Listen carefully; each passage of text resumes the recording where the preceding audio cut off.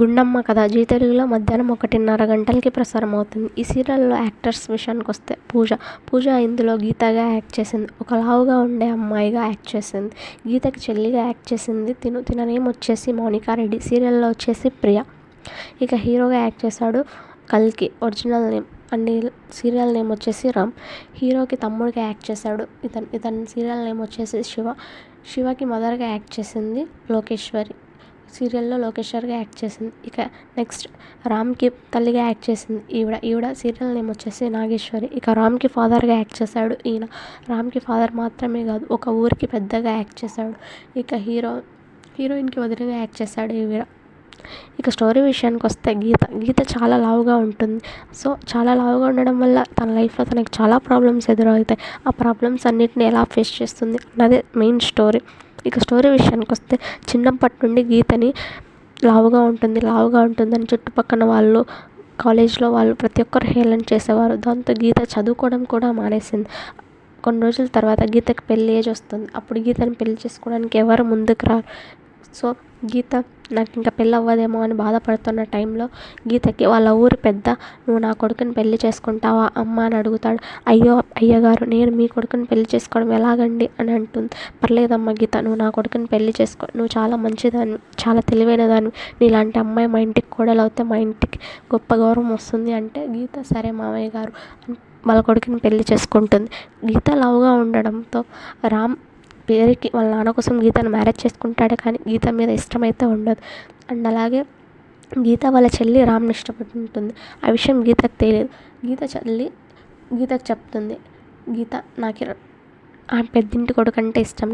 గీత ఏమనుకుంటుంది, రామ్ వాళ్ళ తమ్ముడిని ప్రియ ప్రేమించిందనుకొని ప్రియకి రామ్ వాళ్ళ తమ్ముడైన శివకి మ్యారేజ్ అయ్యేలా వాళ్ళ ఇంట్లో వాళ్ళని ఒప్పిస్తుంది. అలాగే మ్యారేజ్ కూడా చేపిస్తుంది.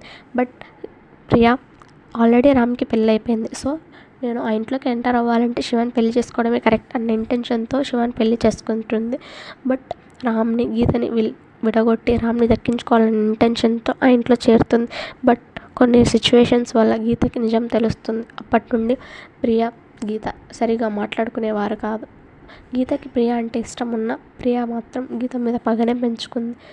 అలా వాళ్ళిద్దరూ కోపంతో ఉంటారు. కానీ గీత చాలా అండర్స్టాండింగ్ కాబట్టి ప్రియ మీద ఏం కోపం పెంచుకోదు. కానీ ప్రియకి మాత్రం గీత అంటే కోపం పెరిగిపోయి ఒక శత్రువులాగా ట్రీట్ చేస్తుంది. కొన్ని రోజులకి గీత, రామ్ వాళ్ళిద్దరూ పిల్లల్ని కనాలని వాళ్ళ ఇంట్లో వాళ్ళు ప్రెజర్ చేస్తారు. బట్ రామ్ నాకు ఇది ఇష్టం లేదు, దీంతో నేను పిల్లల్ని కనాలా అన్నట్లుగా మాట్లాడతాడు. అప్పుడు గీత బాధపడుతుందే తప్ప పర్లేదండి, మీకు నచ్చినప్పుడే మీరు నాతో కలవండి అని చెప్తుంది. ఇక వాళ్ళిద్దరూ అలా ఉండగా రామ్కి ఒక పెద్ద కంపెనీలో జాబ్ వస్తుంది.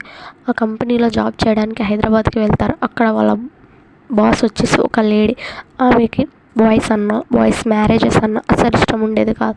సో రామ్ ఏమో అబద్ధం చెప్తాడు, మేడం నాకు మ్యారేజ్ అవ్వలేదు అని. అప్పుడు వాళ్ళ మేడం రామ్కి మ్యారేజ్ అవ్వలేదని ఓకే అలో చేస్తుంది. బట్ కొన్ని రోజులకి రామ్ మీద ఇష్టాన్ని పెంచుకుంటుంది. రామ్ అలా ఇష్టాన్ని పెంచుకుంటుందని తెలియక అబద్ధం చెప్పుకుంటాడు. సో ఫైనల్గా ఆమె ప్రపోజ్ చేసిన రోజు, మేడం నాకు మ్యారేజ్ అయిపోయింది, మీరు నా మీద హోప్స్ పెట్టుకోకండి అని చెప్తాడు. సో రామ్ వాళ్ళ బాస్ రామ్ని కోపంతో జాబ్లో నుండి పీకేస్తుంది. రామ్ ఇక చేసేదేం లేక వాళ్ళ ఊరికి తిరిగి వచ్చేస్తాడు. తర్వాత గీతను అర్థం చేసుకోవడం స్టార్ట్ చేస్తాడు. అలా అర్థం చేసుకొని రామ్ ఇద్దరు పిల్లల్ని కంటారు. బట్ ప్రియకి పిల్లలు ఉండరు. సో గీత ఏం చేస్తుంది, తన కూతుర్ని ప్రియకు ఇచ్చేస్తుంది. ఆ విషయం ఎవరికీ తెలియదు. కొన్ని రోజుల తర్వాత ప్రియ తెలుసుకుంటుంది. ఇక నెక్స్ట్ ఏమవుతుంది, వాళ్ళ పిల్లలు ఎలా సర్వైవ్ అవుతారు, వాళ్ళకి ఎటువంటి ఇబ్బందులు వస్తాయి అన్నదే స్టోరీ. ఇక ఈ వీడియో మీకు నచ్చినట్లయితే ఈ వీడియోని లైక్ చేసి మరిన్ని ఇలాంటి వీడియోస్ కోసం మా ఛానల్ని సబ్స్క్రైబ్ చేసుకొని సపోర్ట్ చేస్తూ ఉండండి. Thank you friends.